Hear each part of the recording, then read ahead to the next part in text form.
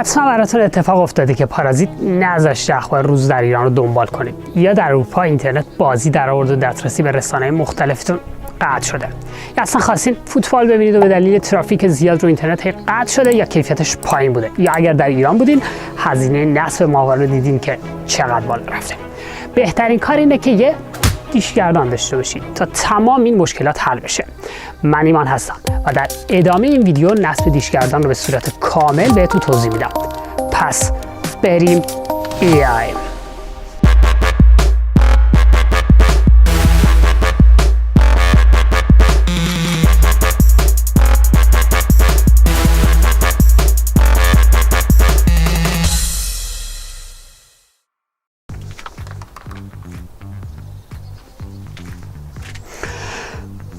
قبل از اینکه آموزش رو شروع کنم خیلی سرده. چند تا نکته. باید در این فضا اخبار رو از رسانه‌های مختلف پیگیری کرد. از رسانه‌های دروغگوی جمهوری اسلامی تا BBC روبا صفت تا فاکس نیوز اسکای نیوز. چرا که از طریق دروغ هم میشه واقعیت رو پیدا کرد. بیا از دیدگاه مختلف از چپ تا راست یک موضوع رو بررسی کرد. البته این راست بود، این چپ بود. نکته دیگه این که ما باید از چند راه مختلف و دسترسی خودمون رو به رسانه‌ها تامین کنیم. شاید روز اینترنت قطع بود یا قطعش کردن، پس ماهواره گزینه خوبیه. در آینده نزدیک نصب اینترنت ماهواره‌ای رو هم بهتون میگم، خیلی نزدیکه به ما. خب بریم برای نصب. برای این کار یه رسیور HD با ساپورت فرکانس های S2 لازم داریم. یه موتور دیش که من پریمیوم X رو پیشنهاد میدم، البته اصلش. سیم آنتن با کیفیت مناسب و قطر مناسب. یک دیش 80 سانت، یک LMB. پیشنهاد من اینه که نویزش زیر 1/10 دسیبل باشه. تراس، قطب نما و ابزار دیگه برای محکم کردن پیچ و مهره مثل آچار، پیچ گوشتی و غیره. بریم که از اول آموزش رو شروع کنیم. خیلی سرده، البته یه قسمتایشو قبلا ضبط کردن. بریم بیایم. خب دوستان عزیز، اولین چیزی که برای نصب دیش و موتور خیلی مهمه اینه که پایتون تراز بشه، هم به سمت جنوب و شمال، هم به سمت غرب و شرق. الان به سمت جنوب منه، یه ذره تراز نیست و برای من امکان پذیر نیست بیشتر از این کارو بکنم چون روی میله نصبه. یکی هم با 90 درجه فاصله رو به شرق و غرب نکنید، تقریبا وسط، ولی بازم اختلاف داره. اون که اصلا یه تجربه زیادی توی نصب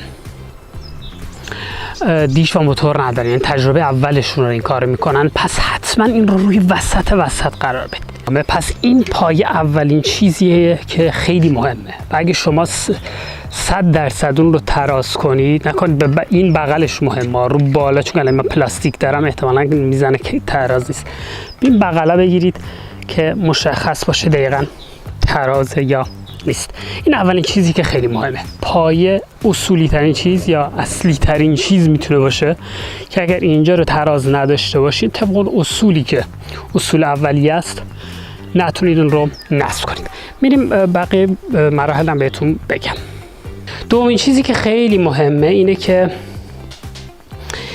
پایه LMB با نگهدارنده LMB و موتور در یک راستا باشه.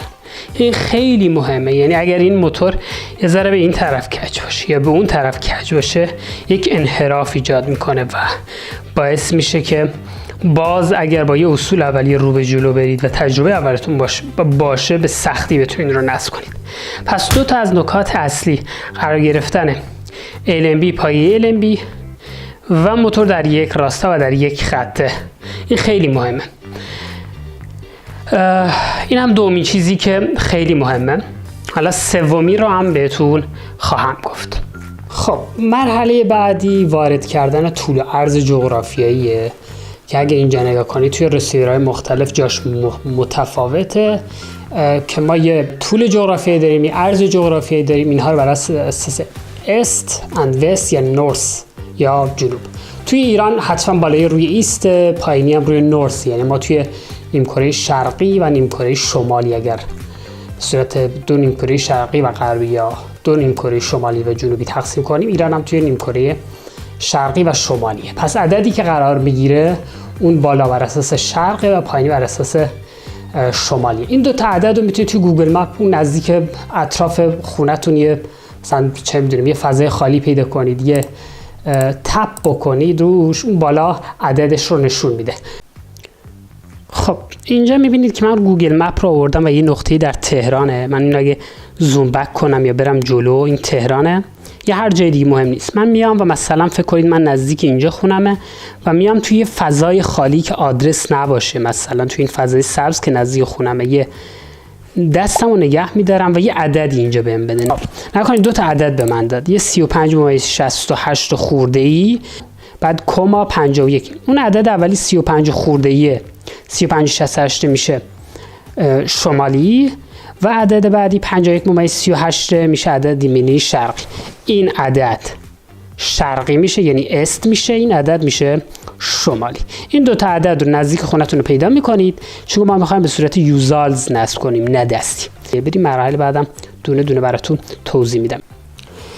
خب اما نکته بعدی نگاه کنید، ما باید بدونیم که یه درجه شمالی داشتیم و یه درجه شرقی. مثلا تهران نزدیک 50 است، یعنی 50 درجه روی 50 درجه شرقی واقع شده. این به این معناست که جنوب، یعنی اگه شما رو به جنوب وایسید روی 50 درجه، یعنی روی شما روی 50 درجه است. در نتیجه نزدیکترین ماهواره به 50 درجه میشه 52 درجه، یعنی یاست، یعنی بهترین ماهواره رفرنسی که شما میتونید روش تنظیم کنید یاست. اگه مدارتون نزدیک به 42 درجه بود، فرض میکنیم مثلا از غرب تا شرق غیر مدار متفاوته، اون موقع مثلا اگه روی 45 46 شرقی است بود، اون موقع شما میتونید رو ترکست رو رفرنس قرار بدید. پس ما چون که مثلا اگه تهران رو حساب کنیم روی نزدیک 50 است، ماهواره رفرنس ما باید بشه یاست. حالا من چون که توی آلمان هستم و روی مدار 10 درجه شرقی هستم، ماهواره رفرنس من میشه یوتلسات 10 درجه. ما برای اینکه طول جغرافیایی من گفتم نزدیک به 10، پس من میرم روی ماهواره یوتلسات 10 درجه، یا حتی میتونیم میشه هاتبرد، ولی خود 3 درجه فاصله داره. پس نزدیکترین عدد به طول جغرافیایی شما، اگه تهران عددش مثلا نزدیک به 50 است، حدوداً 50 است، نزدیکترین ماهواره به عدد 50 شرقی میشه 52 شرقی، یعنی یاست 52 53 اکسپرس، و شما روی اون قرار میدید. خب از قبل اون اعداد رو توی یوزالتون وارد کردین، اوکی کردین و نهایتاً دستور دادید که اون موتور یه ذره از اون رفرنسش، یعنی اوکی رو زدین که بچرخه. خب حالا پس ما اینو گذاشتیم روی ماهواره نزدیک به طول جغرافیاییمون. حالا بریم ببینیم عرض جغرافیایی رو باید چیکار کنیم. بریم. خب بارون هم میباره و من باید سریع این رو برای شما ضبط کنم. نکنید این رو ما قبلا که گفتیم توی راستا بودن، این الان دقیقا رو به جنوبه، یعنی این و دیش من کلا رو به جنوبه، یعنی اگه قطب‌نما داشته باشید باید اینو رو به جنوب قرار بدید. خب اگه رو به جنوب باشه دقیقاً، یعنی خیلی ساده میشونه انجام داد. اما عرض جغرافیایی رو که ما گفتیم کجا باید استفاده کنیم، نکن اینجا یه عددی وجود داره، امیدوارم بشه دید. اینجا زده لاتیتود، البته من انگلیسیم خوب نیست، به آلمانی هم من اینجوری خونده میشه لاتیتود. خب یعنی عرض جغرافیایی. این عدد با عرض جغرافیایی من یکی. اینجا رو نگاه کنید، یک زبانه‌ای داره که عدد رو مشخص میکنه، روی نزدیک به 50 است و عرض جغرافیایی منم دقیقاً 50 است. روی 50 بستم این رو و فقط یادتون باشه این عدد 50 با توجه به تراز بودن این میتونه یه ذره کمتر یا بیشتر باشه. خب روی عدد 50 گذاشتم، این رو به جنوبه، اونجا روی عدد مثلا روی ماهواره یاست بود یا هر چیزی که نزدیک به طول جغرافیاییتونه ما دستور دادیم، یه ذره چرخیده و فقط از اونجا که بالا پایین بشه باید ماهواره‌تون دریافت بشه. بعد که دریافت شد و قفلش کردیم، حالا ما میایم و برگردیم به دستگاه که بهتون بگیم چیکار میکنیم. خب چند تا توضیح من باید بدم که همه چی اوکی بشه. نکنید اینو که روی عرض جغرافیاییمون گذاشتیم که بهتون میگم هر شهر حدوداً چنده و بعد این روی جنوب قرار گرفت، قطعا قطب‌نما رو نزدیک آهن بذاری به مشکل برمیخوری. پس قطب‌نما حدوداً رو بهت نشون میده حدود اینجاست. پس این که از اینجا کمی بخواد بچرخه، یعنی بین موتور و پای کمی بچرخه هست، پس این حدوداً روی جنوبه. اینم روی عرض جغرافی قفل شده. فرضاً که این کاملا تراز باشه، اون عدد دیگه واقعا احتمالا تکون نخواهد خورد.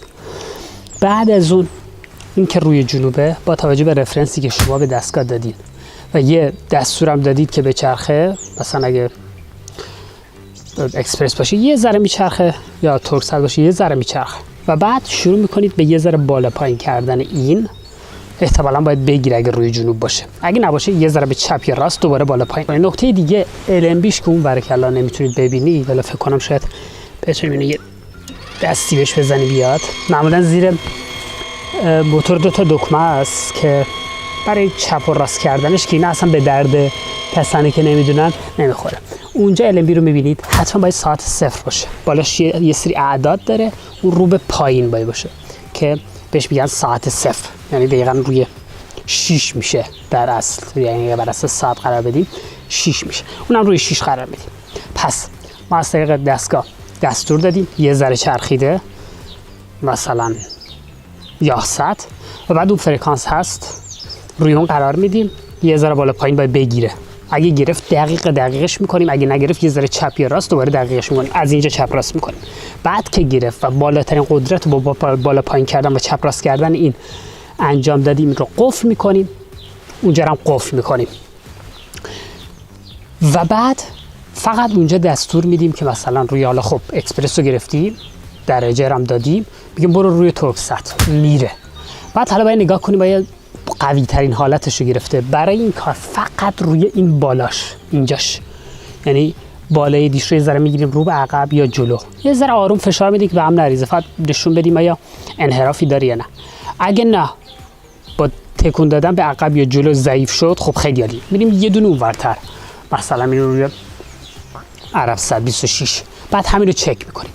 اگر دیدیم که روی 26 میگیره ولی ضعیفه، مثلا اینو میکشیم عقب، بهتر میشه، بعد ول میکنیم، خراب میشه. این یعنی این که این پایه ما تراز نبوده، اون عددی هم که گذاشتیم اشتباه بوده، یعنی دقیق نیست. اگر رو به عقب کشیدین، پس دوباره برمیگردین از اول انجام میدید. دوباره میام روی محور رفرنسمون، یعنی اون عددی که اون محوری که روی جنوب ما بود، این عددو اگه این رو به عقب اومد، اینو یه ذره میبریم، یعنی بالا پایین موتور رو یه ذره میبریم رو به پایین که این بیاد عقب‌تر که محور رفرنس رو بگیریم و بعد همینطور ادامه بدیم که کم کم اون انحراف بالا و پایینش گرفته بشه و تمام محورها روی مدار باشه. خب حالا ما روی 10 درجه اولین محور رفرنسمون، یعنی 10 درجه که برای اروپا و آلمانه میشه در نظر گرفت. برای ایران معمولا تورکست و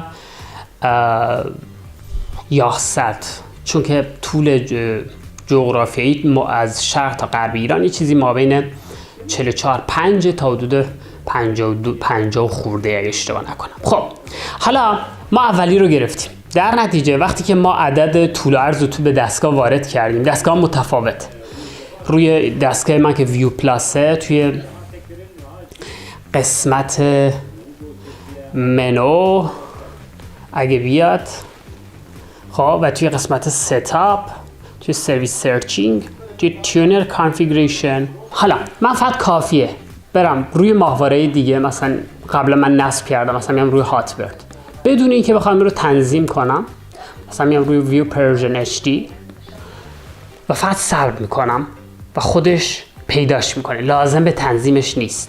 کافیه فقط شما مثلا اینجا آسترای 19 درجه رو ما دریافت میتونیم بکنیم برای کانال آلمان، کافیه رو اون کانال بزنین و میاد. به این شکل میبینید که کافیه که روی ماهواره مورد نظر بذارید، کانالاشو داشته باشید و میاد. حالا من میزنم آخرین ماهواره‌ای که مثلا اینجا ما برای شبکه‌های برای فوتبال لازم داریم، مثلا شبکه 3 ایرانه که جدیداً در اروپا هم قابل دریافت شده. ببینید من الان بهش گفتم روی اینتلست 62 درجه بره و داره میره.